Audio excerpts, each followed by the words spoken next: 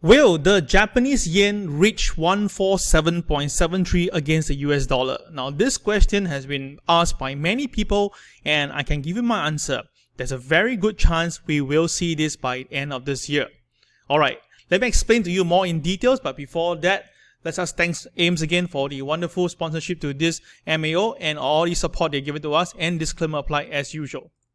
Now, people been asking us, is it a good time to go to Japan? Why not? For Singaporean itself, right, we have seen the travel firms have seen a surge in inquiries for Japan after we see that the Japan government has have eased the restriction towards Japan.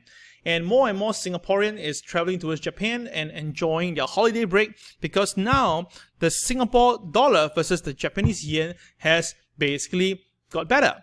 And of course, you can see around more and more people are traveling to Japan. So if you look at the dollar chart, the Singapore dollar versus the Japanese yen chart, you can see that it's been wonderful. Now think about this, in a June holiday, it was trading at about 1 Singapore dollar for 92 yen, okay? And now, as of today, is 1 Sing dollar to 101 yen. Oh my god, that's another 10%. So the thing is this, look at it carefully. The inflation is the one key factor here as well. The US inflation has went up all the way high recently at 9.1, and of course it has scaled down a little bit to 8.3. But the thing is that look at the Singapore against the yen is still climbing, right? So think about this, we are quite confident that the inflation number might still take up a little bit higher towards the end of this year because of the winter period, whereby crude oil energy prices could go higher. And if that happens, then what I suspect is that this will hit 104. Yes, take my word of it. There's a good chance that the Singapore dollar versus the yen may even hit 104. Okay. Now, on the trader front, the traders are hedging the yen rebound ahead of the Bank of Japan meeting. Now, we all know that the Bank of Japan is not really going to do much at all because at the current position right now, it doesn't make sense to do anything. All right. And the thing is this, at the moment now, investors had to pay a 2.37 premium to hedge against the dollar-yen downside, okay? So this is something that traders have to take and consider. But we all know that, right, the finance minister, Sinucci, right, he is saying that the government wouldn't rule out an option including intervention of foreign exchange. But I'm going to tell you this, every time when BOJ do any form of foreign intervention, it's going to waste time and bullet. Because it may have a short-term movement, but it's not going to help because usually the market will continue the trend. And because of that as well, right, I kind of believe that that's the reason why the BOJ government is staying tight. He's not going to do anything here itself, seriously. And of course, at the moment now, the Japan government, the people, is not really supporting the current government right now. Now, what is the main reason? It's because people are not happy with the national, burial of the Shinzo Abe. Because they feel that, right, the money spent itself could be used for other purposes. And people feel that spending on their own, the tax money itself, right, the people's money, they feel that it's not correct. And of course, the sad part is this, for this so-called his burial itself, right, not many countries actually came back and responded. So because if you know that Shinzo Abe has a little bit of controversial here and there, hence therefore, right, not many countries has really come forward. So with all this thing here itself, right, it cannot deny that the Japanese now are not very comfortable with the position, and of course with the yen now coming down at such an alarming rate, yes, it may bring back this tourism, but the people are suffering because, like example itself, right, their buying power has reduced, and the government itself, in terms of the GDP, is also starting off.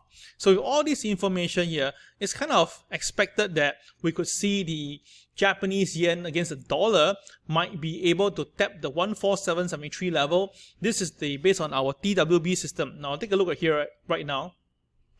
You can see that the KSI has been green since 132 level, and the KRW has also been blue, cyan, right? So this actually tells you that the buying interest is still favorable. All right. So once we have a breakthrough in the market, maybe at 143, 143.50 level, we should see the market going towards 147.73 in the near term. All right. So traders, you need to watch out for this, and this is how I see it. Now, probably you may ask a question, when would that be happening? Maybe we can see in November or probably in December, depending on the whole entire movement of the FOMC meeting this coming Wednesday. All right, now traders in US are still hedging aggressively. Now we can see that, right, the last time we see something like this whereby traders are trying to hedge the position itself was back in 08-09 during the Lehman Brothers. And the time the market itself was trading around this area here, the S&P 500 was trading about 1,002, but today itself is at 3,000 to 3,008. We are seeing a similar thing happening. Now this is from Sentiment Trader, and it seems that, right, people are getting worried of the current situation right now. And of course, we have mentioned to you that every time when we see Bitcoin coming off, you should be careful. So this morning we saw Bitcoin coming off below 28,000, and we kind of suspect that we may see some selling again in the US market later tonight. Now do note the FOMC meeting Wednesday will be the announcement. Is widely expected to be 75 basis point.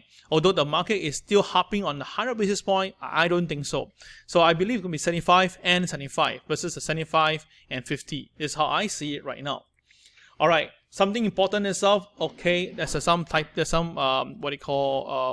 animation error. Let me just sort it. Okay, now this is very interesting. On the 15th of September itself, right, Federal Express CEO, he came in and explained that there's a potential measurement to close up to 90 FedEx office locations. Now, what is his reason? Apparently, he was on Jim Cramer's show and he expects that the economy to enter a worldwide recession. And this is something that I've been saying for the longest of time. I believe that this will happen. And I gave the timeline. It should be happening between January to February next year. And I suspect that the interest rate by the time will hit easily above 5%. Because in order to combat inflation, you need to do something pretty drastic. And if you look at the so-called preliminary first quarter financial results, you can see very, very clearly that the numbers shows that the expectation for next year is going to be lower. And this is not good because that means that they are expecting all the parcels, the logistics to go down. And at the same time, we saw Amazon going down, Pinduoduo going down, Alibaba, Amazon, all coming down because they are all expecting that the next year itself is going to be a pretty bumpy year. And you can see on the FedEx, this chart right now, we can see very clearly the high was back at 320. That was just only last year during the July period. And today, now 1 year later, it's at 200. That means the stock has went down more than 40% from the highest point. And if this is to continue, there's a chance of hitting 150. So if you're 150, so that means this stock has came down more than 50%, and that's not good, right? And if you look at the numbers, it's really crazy because the estimate was supposed to be higher, but the surprise part is it went lower. So that's the reason why we notice that City Surprise Index now is actually coming off, and we suspect that this may actually continue. And obviously, if the top carrier is not doing well itself, cannot expect that the rest will likely be following. All right. So these are all the concerns that I have in terms of fundamental. Let's look at the technical for today. Now we can see that there's a recovery on the China market this morning. All right, the market ran low first and did a rebound. But the thing is this, that is still on the way towards my 13,000 target. I'm still looking at China A50 to reach 13,000.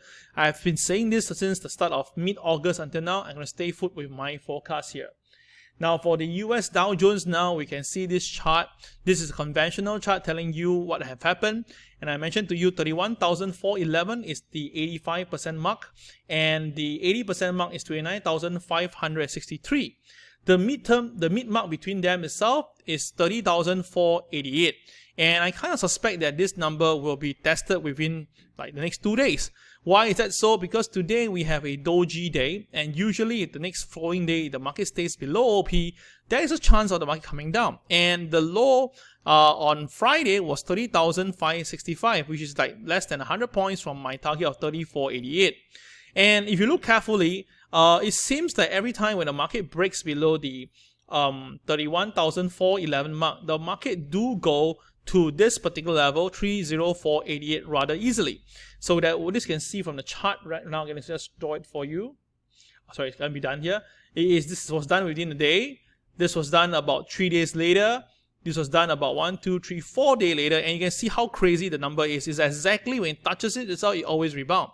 So I'm not even half surprised that 30,488 could be traded later this week, okay? But the main gist of it is that if we continue to hit the channel, there is a possibility that the Dow Jones may be tapped for support at 29,563, which is the elusive level that we're waiting for since June this year. Alright, so of course June we try to wait for this level to come, but the market just missed it by a few hundred points and it went all the way up. But of course, if you put the channel in, it seems that this is where it will go for another leg. So traders, watch out for that. Okay, so at the moment for today, the Dow Jones right now, let's look at the chart here.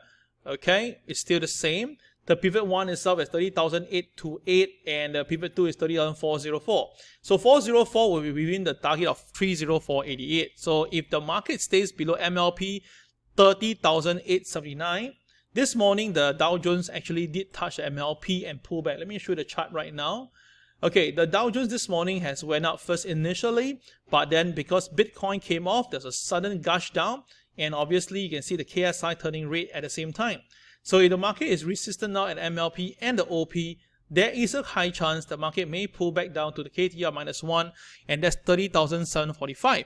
And the next figure for support will be 30,663. And if you go down further, you can see 30,605. All these are numbers that can be possibly traded later today. But still, the pivot 2 number itself, 30,404, it will take a drastic move. It may happen today, it may happen tomorrow, but at the moment now both KSI and KRW are staying red, so that means that selling should be a better option than buying. Now for the Nasdaq right now, Nasdaq has again got resisted by the MLP at 11,870, and both KSI and KRW are both red. If you look at the chart right now with the minute chart, you can see very beautiful. The MLP all basically automatically calculated numbers, right, as you know.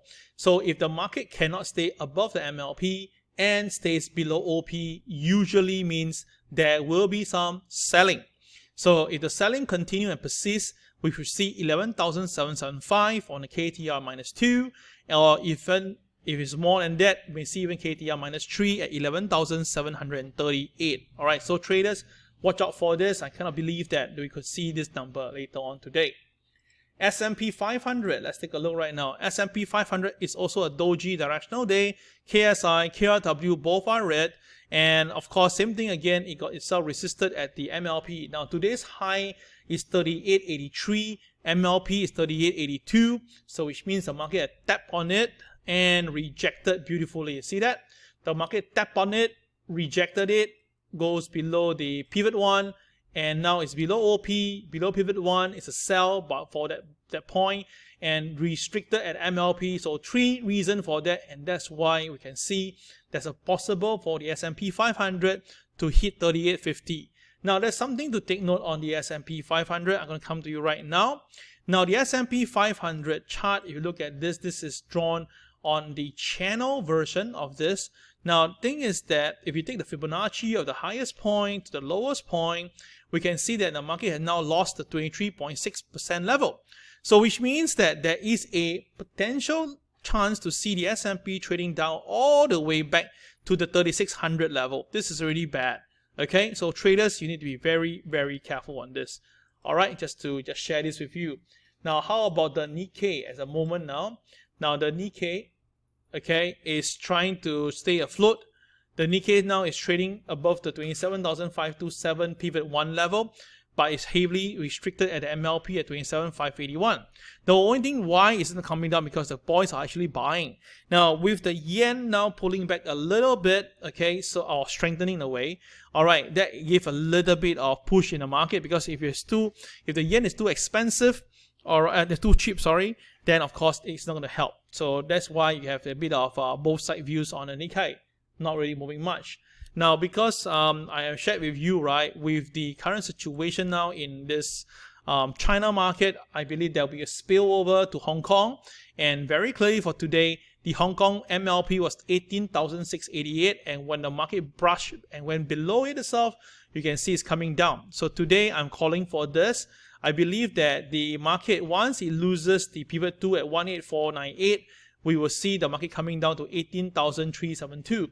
Now, of course, if you look at the chart on the Hang Seng, it's pretty brilliant. This is how beautiful it is. The market opens and it stays below the pivot 1. And once it lost the MLP at 18,688, straight away it came down. And what is crazy is look at the way it stopped here and rebound. It's as if that the market actually no pivot 2 exists. But this pivot 2 number already been it's already there since morning at this 9:15 a.m. And that means that, right, the number was already available on the screen at 9:15 a.m. while the market took about 25 minutes later to reach here and rebound. And of course, it did that again and rebound. This is crazy. So this is really incredible. How can we have a number that is already available and the market actually recognize it? So this is the power of the TWB system. Yep. All right, then of course we can see the DAX will be coming out soon. And let's look at the oil market right now. The oil market is trying its best to stay between this area here, between the BMB at 88.90 to 84.67. Now this two range is the level that I think crude oil will stay maintained for a while. All right, unless there's a new BMB form. If not, this should be sideways. There's a strong resistance at 87.60. There's MA30 for now. Now, interestingly, the indicator of mine shows that the boys are buying.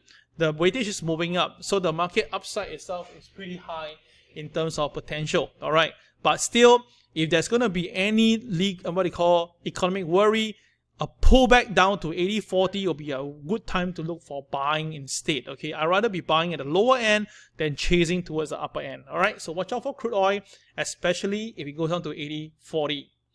All right, now for the Dow Jones itself, right, just to show you the 4-hourly chart, we do see a rebound based on the RSI, but of course, if this is continue, I suspect that it will go lower, and traders watch out for the 29,563 level.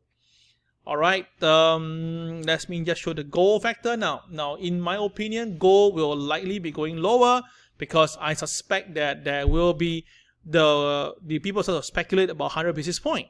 And if this is going to be going for the 100 basis point itself, right, we do know gold has a strong support now at the bear territorial pivot point at 1659.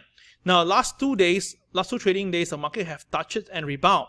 But if the market this time around go below it and close below it, there is a possibility that gold may have to come down all the way below 1650 level. Now, at the moment now, let me just check it for you. The KSI is actually red in color and KRW is losing strength. So there is a chance for gold to trade lower. So traders, be very, very careful. Now, at the same time, when gold is down, you'll notice that silver is doing something very different. Now, for silver, okay, although it's pulling back today, but if you look at it overall itself, it's pretty strong versus the gold. Now, what's the reason? You can see that because the KSI maintain green and the buying momentum is there versus the KRW.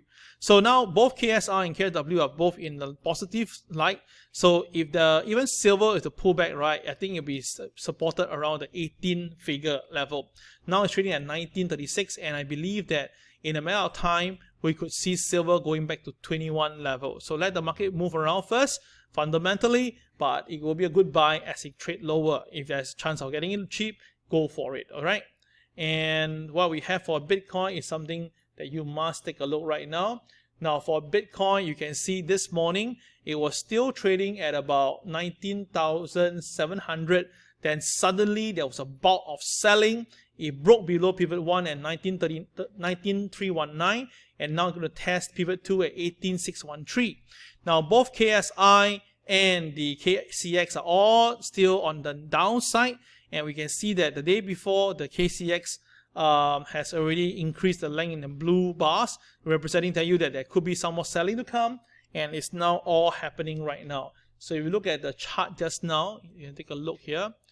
This is what happened, a sudden gush of selling. I'm not too sure what actually really happened, but the thing is this is not good, because usually if we see something like this of such a magnitude, right? Okay, that means from here, This is like 19400 to low of 18854. So that is probably about 600 points. That means that the next number from here, this is the high and low. All right. That means that it should go down by another 600 points. So which means that, right, based on what I'm seeing right now, there is a possibility that the Bitcoin can come down to 18300 series. It is possible. And of course, if that happens, that will drag the entire market down further. And last but not least itself, right, we will have the Ethereum, but here we go. Okay. Moment. Okay. Now Ethereum is coming off. Now we do know that there was this thing whereby the Ethereum merger, but now you can see that now it's coming off. And I showed you the chart earlier about this so-called resistance that is there. And if you miss it, it's fine. But very important thing is now, right, for Ethereum, there's a chance of it going down to 1254 level. That happened to be a stack on the KCB and the pivot 2. So with the KSI red and blue bar extending down, 1254 is a very high potential level. We're now at 1299 level right now. Okay, and just share one more thing before you go. All right, let me just bring it back to you here yourself. Okay, where people have been asking me the same thing, so I need to share this with you.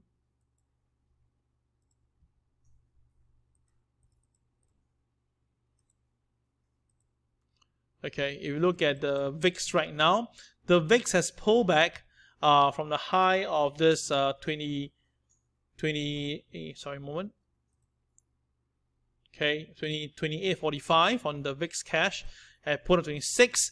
But if this continue, it will march up again, and I still think that VIX should be able to see the 32 range. Okay, I still kind of believe that we will see about the 32 range in the near term. All right. So because the support on the market is pretty strong right now, and I felt that, right, there could be a 75 basis point and another one in the coming month itself. Okay, so watch out for this for VIX. Be clear on that. And of course, if crude oil price is coming down, there's a good chance for OXY to come back down to 56 level range. That will be a good time to buy some OXY at 55 range itself. Now, for those who did not listen to what I say, you chase in and buy at 75. Now it's coming down. Do consider to do some dollar cost averaging somewhere around here. To cut loss itself, right, don't really make sense. And yesterday, there was on Friday, there's a huge volume here. The volume went up all the way substantially to 57, where usually the volumes are 28. So the volume actually doubled. And of course, that could be due to the quadruple witching. All right, still with that itself, this is Cal signing off. Have a great day. I'll see you then again. Bye-bye.